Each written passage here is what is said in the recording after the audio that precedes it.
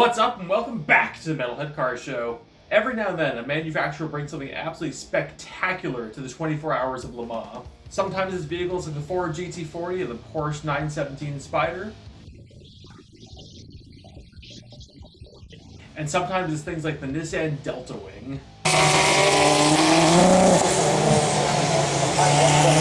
But this year, from Garage 56, we'll have a NASCAR competing in the 24 Hours of Le Mans.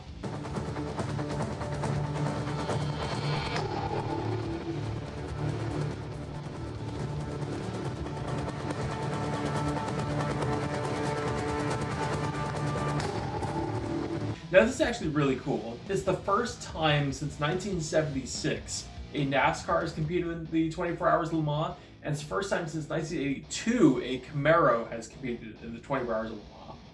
Now when I say Camaro, this is a NASCAR that's designed to look like a Camaro ZL1, but underneath it's a full-on NASCAR. But unlike other NASCARs, this thing's going to be running almost 700 horsepower, a sequential transmission, carbon ceramic brakes, a fuel tank that's 60% larger, and the biggest innovation at all, it has headlights.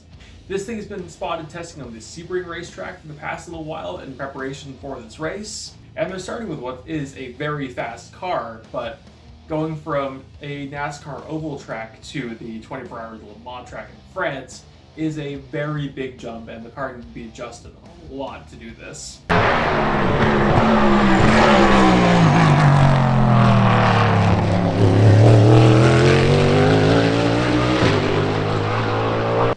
I'm not a giant NASCAR fan, but I think it's so cool that this is actually happening. And as I said earlier, this is the first time since 1976 a NASCAR has actually competed in 24 Hours of Le Mans. When that happened, they had a 76 Ford Torino and a Gen 3 Dodge Charger competing.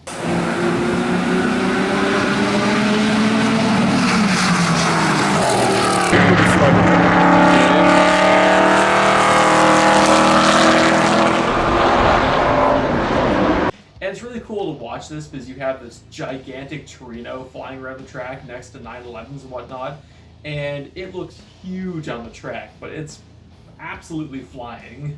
Now with that race, the end results was the Torino came in 40th and the Charger came in 55th place, which may not seem like it's that impressive, but also you had these cars in a completely foreign environment, so it's kind of cool they did that well. As for the Camaro, it's going to be getting a lot of tuning to make sure it can actually do this race, but having NASCAR on a track like this isn't too foreign for it. There is a couple races per season that actually has NASCARs on real racetracks, or maybe not real, that's the wrong word, but more traditional styled racetracks maybe. Second, Larson gets into him in turn 3. They both straighten it out. Everyone tiptoeing their way through turns 2. Not oval tracks. As I mentioned earlier, it's going to be in Garage 56, which is actually home to a lot of kind of really cool, kind of weirdo race cars that have done 24 Hours of Le Mans. Most famous one being the Nissan Delta Wing. Super lightweight, very unorthodox shape, super skinny front wheels and fat rear wheels, and only weighed like 1,000 pounds. So even though it's running a lot less power, it's actually still really fast. So it'd be cool to see this Camaro kind of put into the same realms as really cool things like the Delta Wing.